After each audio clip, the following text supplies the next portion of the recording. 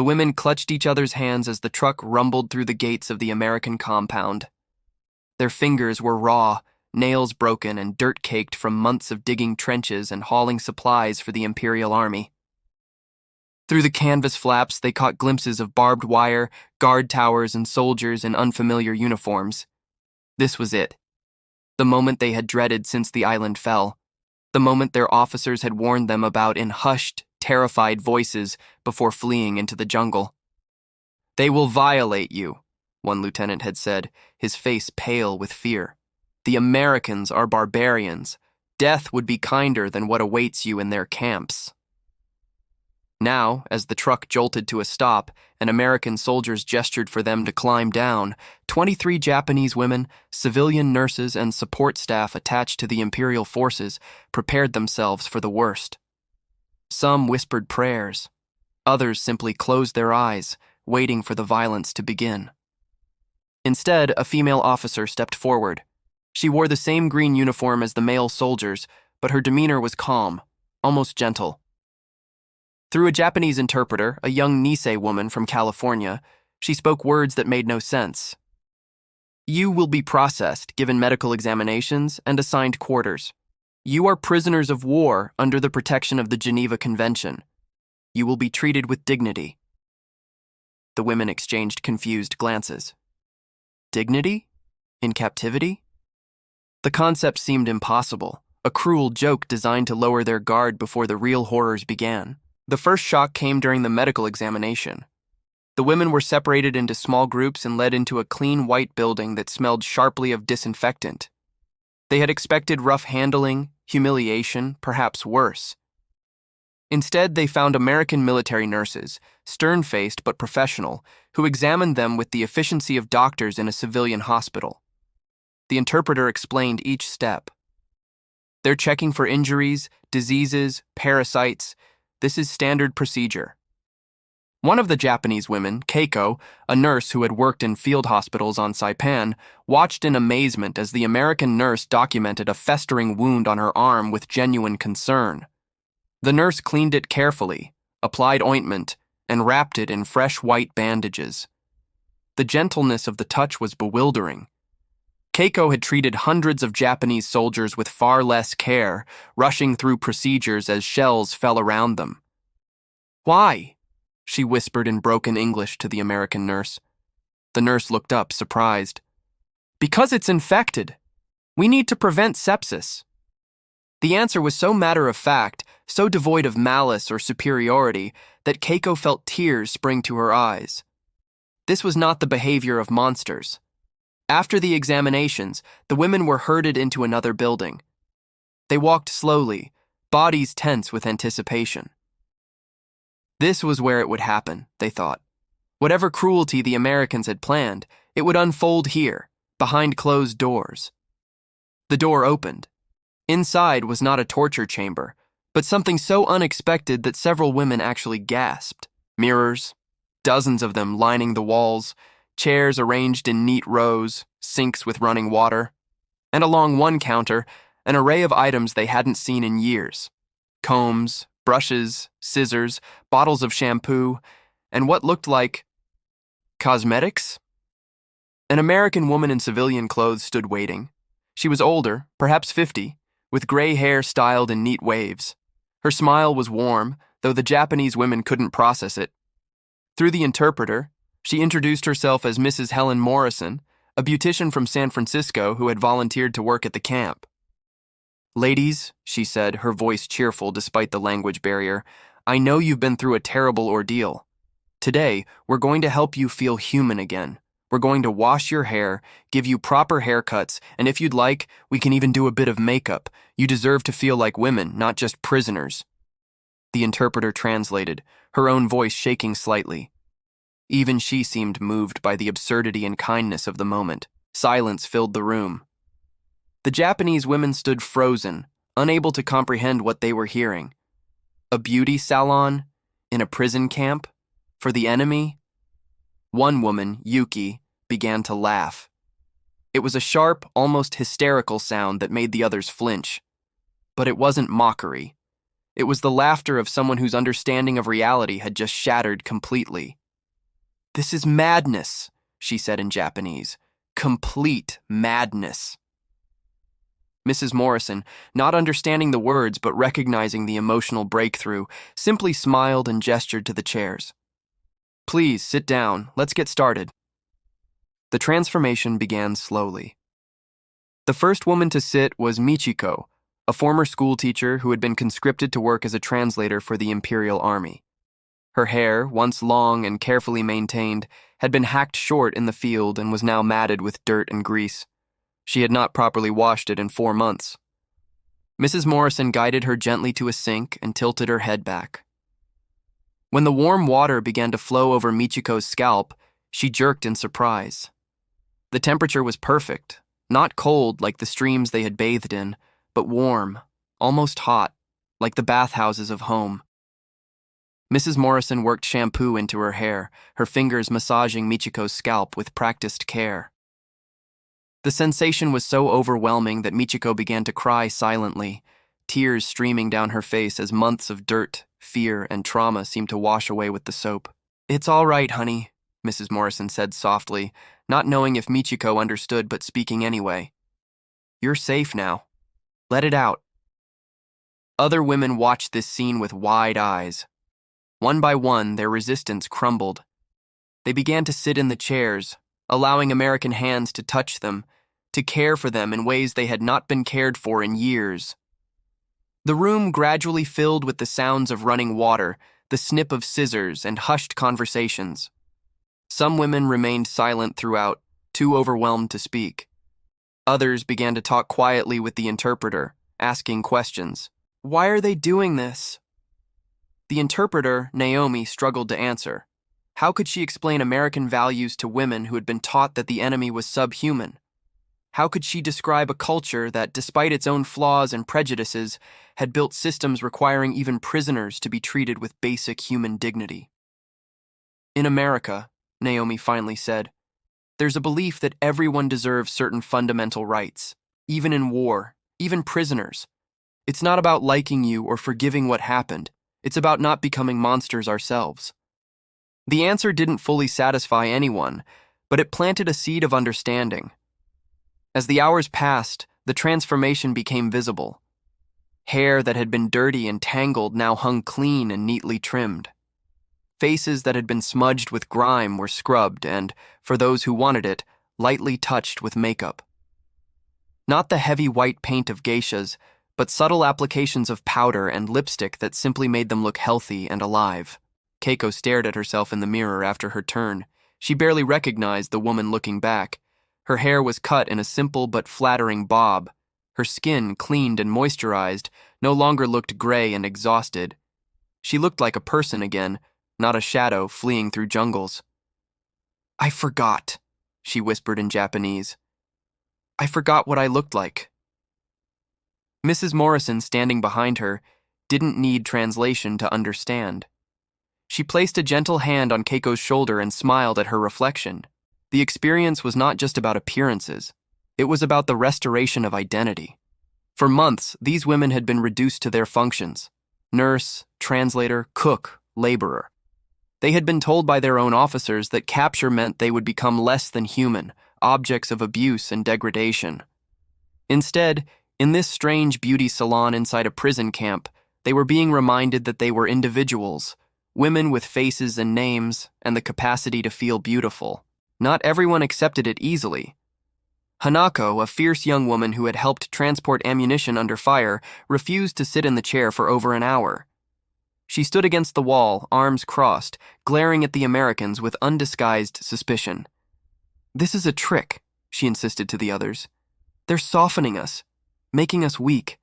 When we drop our guard, that's when the real torture begins." But as she watched woman after woman emerge from the chairs looking renewed, her certainty began to waver. Finally, another prisoner, an older woman named Sato, who reminded Hanako of her mother, spoke firmly. "Hanako-chan, look at us. Really look. We are healthier in this place than we were serving the emperor. If this is a trick, then what does that say about the truth we were told?" The question hung in the air, heavy and uncomfortable. Slowly, reluctantly, Hanako approached the chair. When Mrs. Morrison began to work on her hair, Hanako's body remained rigid, every muscle tensed for betrayal. But the betrayal never came. Only warm water, gentle hands, and the quiet snip of scissors. By the time Mrs. Morrison finished, Hanako was weeping silently, her shoulders shaking. Years of propaganda crumbled in the face of simple, inexplicable kindness. The beauty salon visits became a regular occurrence. Every few weeks, the women were brought back, and each time the experience carried the same surreal quality. Mrs. Morrison was usually there, along with other volunteers, American women who gave their time freely to help enemy prisoners feel human. Over time, conversations developed. The language barrier remained, but gestures, smiles, and the patient work of the interpreter created bridges. The Japanese women began to ask questions about America, about these strange people who seemed to care about the well-being of those they had defeated. Naomi, the interpreter, found herself in the unique position of explaining one culture to another. She told them about American beliefs in individual dignity, about the Constitution and its promises, about the complex mix of idealism and hypocrisy that defined her homeland. She didn't hide America's flaws, its racism against Japanese Americans like herself, its own acts of cruelty and war. But she also helped them understand that the beauty salon, the medical care, the regular meals, these weren't accidents or tricks. They were the results of a system that, however imperfectly, tried to maintain certain standards even in the chaos of war. "Do you know what amazes me?" Michiko said one day as Mrs. Morrison worked on her hair. "In Japan, we were taught that showing weakness was shameful, that suffering in silence was virtue, that to ask for comfort was to betray the spirit of Yamato. But here, you Americans seem to believe that caring for the body, even an enemy's body, is strength, not weakness." Naomi translated this for Mrs. Morrison, who paused in her work and smiled. "Honey," Mrs. Morrison said, "there's nothing strong about unnecessary suffering. Taking care of people, even in a place like this, that's what separates us from the darkness. The moment we stop caring, that's when we truly lose." When Naomi translated this, several women fell silent, contemplating the weight of those words. The impact extended beyond the beauty salon. The women noticed other aspects of camp life that contradicted everything they had been told. The food, while simple, was regular and sufficient. Medical care was provided without hesitation. Guards were stern but not cruel. Work assignments were fair and rotated. There were even classes offered: English lessons, basic education, skills training. Most striking was the absence of sexual violence. The women had been warned repeatedly and graphically that American soldiers would assault them. Yet months passed, and no such horror occurred. Guards maintained professional distance. The camp commander had made it clear that any misconduct toward prisoners would result in court-martial. The American military, with all its flaws, had systems of accountability. This realization was perhaps more disturbing than outright cruelty would have been. Cruelty they understood. It fit their worldview, confirmed what they had been taught. Kindness, systematic and institutional kindness toward enemies, shattered that worldview completely. In the barracks at night, the women talked in hushed voices about their changing perceptions. Some clung desperately to old beliefs, insisting the Americans must have ulterior motives. But most found themselves grappling with uncomfortable truths. "We were lied to," Keiko said one evening, her voice flat. "About so many things. About the Americans, about the war, about what would happen if we lost." "But why?" asked Yuki, younger and still struggling to process everything. "Why would our officers lie?" Sato, the eldest among them, spoke with the weight of years. "Perhaps because if we knew the truth, if we knew that capture didn't mean death or worse, then soldiers would surrender more easily. Fear kept us fighting long after hope was lost." The observation was met with heavy silence. It was an act of treason to voice such thoughts, yet here, behind barbed wire, truth felt more important than loyalty to a cause that had led them to this. As months turned into a year, the women adapted to their strange new reality.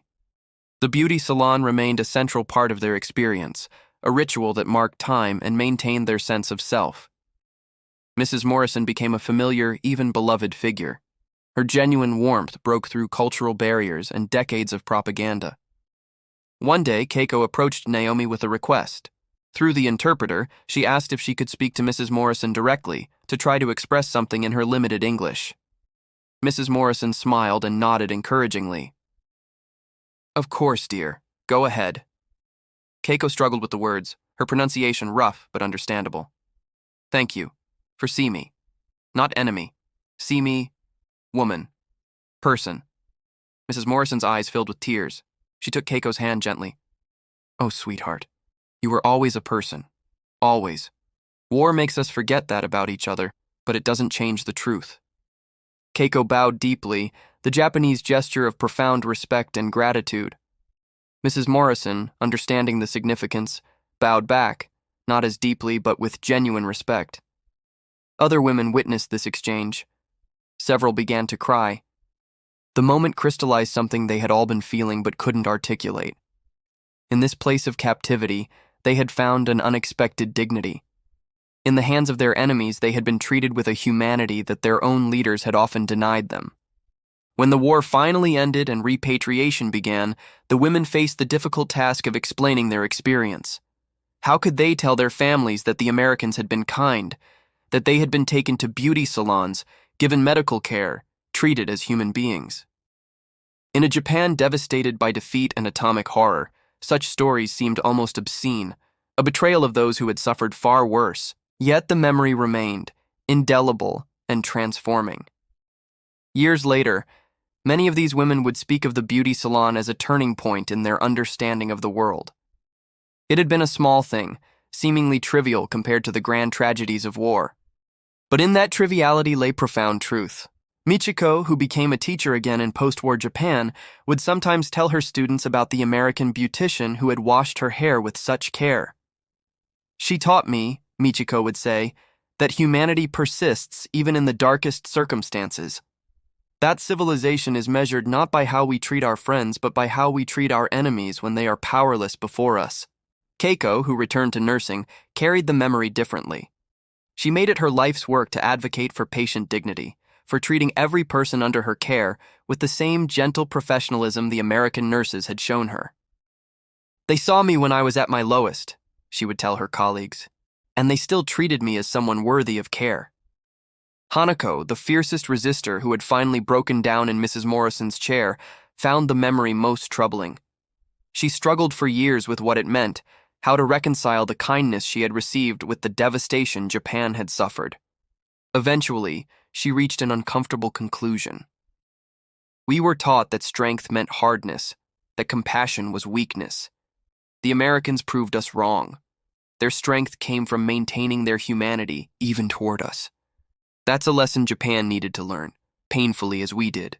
In the decades that followed, historians would document the treatment of prisoners of war during World War II. The accounts varied wildly. Japanese prison camps in Asia were sites of unspeakable atrocity. American camps in the United States held Japanese American citizens in conditions that violated their constitutional rights. War brought out the worst in all nations. Yet within that darkness were also moments of light.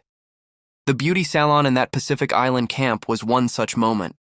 It represented not the universal goodness of any one people, but rather the possibility that systems, laws, and values could create spaces for humanity even in war. The women who experienced it never forgot. To their dying days, they remembered the sensation of warm water on their scalps, the gentle touch of scissors trimming their hair, the face in the mirror that looked back at them not as a prisoner or enemy, but as a woman, a person, a human being worthy of care. They had expected torture. They had prepared themselves for the worst imaginable violations. Instead, they found a beauty salon. It was perhaps the most profound reversal of expectations any of them would ever experience, and it changed forever how they understood the world, war, and the complex, contradictory nature of human civilization.